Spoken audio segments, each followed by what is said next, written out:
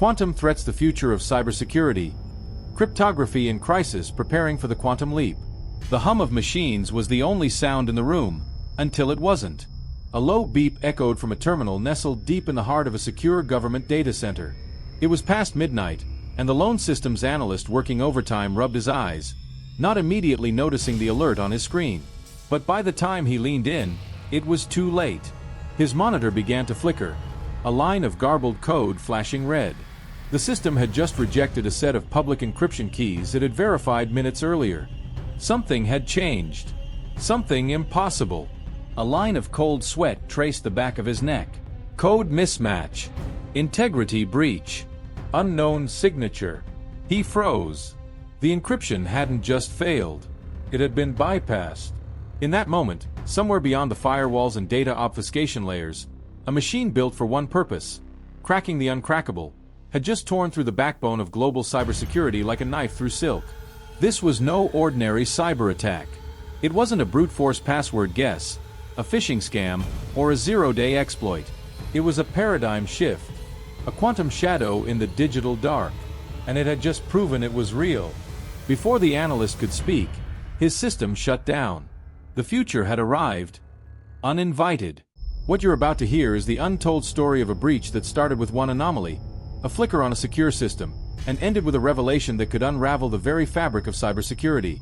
This is the real account of a quantum-powered cyberattack. A breakthrough so advanced, so silent, and so potentially devastating, it has ignited panic in intelligence circles and left even the most hardened cybersecurity experts speechless. By the end of this video, you'll discover who may have been behind this unprecedented assault, how they executed it without leaving a trace, and why cryptography, the bedrock of our digital world, is on the verge of collapse. We'll explore the terrifying new frontier of quantum computing and the looming existential threat it poses to every encrypted communication, every financial transaction, every classified document on the planet. But first, let's go back to where it all began. To a night that seemed routine, until it wasn't. The target was no ordinary system. It was the National Quantum Research Grid, a highly classified, international collaboration that linked the United States, Japan, and select European labs in a tight-lipped initiative to test post-quantum encryption protocols. Only a handful of people even knew it existed. The man in charge of its digital security was Dr. Marcus Ellington, a former NSA cryptographer turned civilian lead on post-quantum defense systems.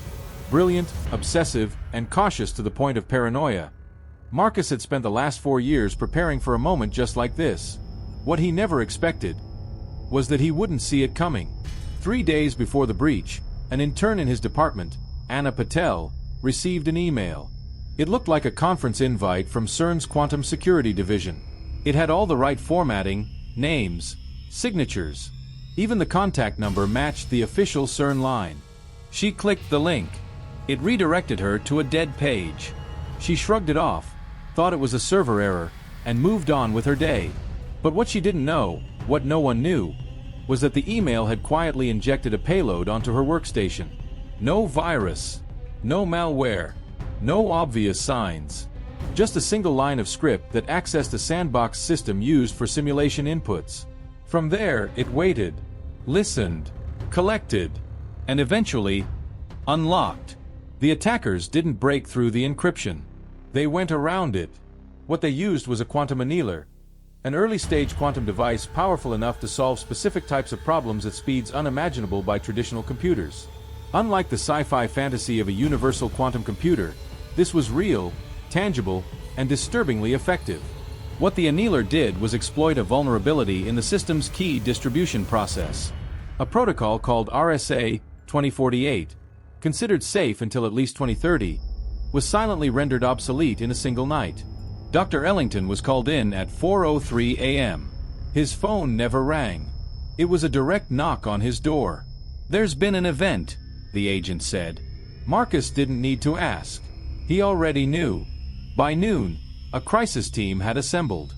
Analysts from the NSA, NIST, and private contractors gathered around the blinking command console of the National Quantum Research Grid. Everything looked normal. Too normal. But deep inside the network logs, timestamps didn't align. Encryption cycles were off by milliseconds. Keys had been exchanged without protocol triggers. Someone had rewritten the rules without touching the code. The only clue? An anomalous key signature. One that didn't match any known public or private key infrastructure on record. It was clean, elegant, and utterly alien. The implications were staggering. This wasn't just a breach. It was a proof of concept. Someone, somewhere, had operationalized quantum decryption. The team began retracing every digital footprint. They brought in digital forensic specialist Rena Halverson, an ex-hacker turned white hat known for uncovering the 2022 Singapore aerospace breach. She found it in under 5 hours. A hidden handshake buried inside a TLS exchange. It was a post-quantum cipher, Kyber 512, but modified, optimized, as if someone had taken the latest NIST-approved encryption candidate and pushed it 10 years into the future. Marcus's voice trembled for the first time. This wasn't an attack. It was a demonstration. Rena stared at him. A flex. He nodded. A warning. Speculation exploded behind closed doors. Was it China? Russia? A rogue nation-state with a secret quantum lab? Or was it a private actor? An Elon Musk-type figure gone dark? One name surfaced in chatter. Sable Wave. A shadow collective rumored to operate from the Arctic Circle, funded by crypto whales and ex-military minds. No confirmed sightings. No footprints. Just whispers and fragments of code left in darknet forums. Their calling card? Clean breaches with no damage. Just exposure. If it was Sable Wave, this was their biggest move yet. Marcus pushed for global disclosure. He wanted every major government to know the truth. Quantum decryption was no longer theory. It was now weaponized reality. He was overruled. The official statement blamed a simulation anomaly. The public never heard a word. But behind the scenes, everything changed. Banks began scrambling to shift from RSA to lattice-based encryption. Governments quietly demanded quantum-safe VPNs.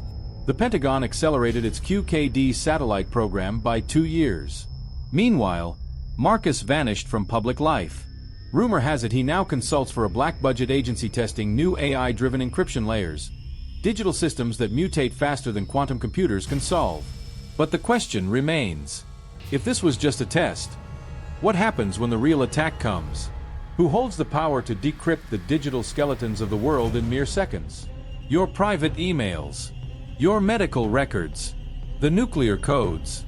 All protected by encryption that quantum machines can now dissolve like paper in acid.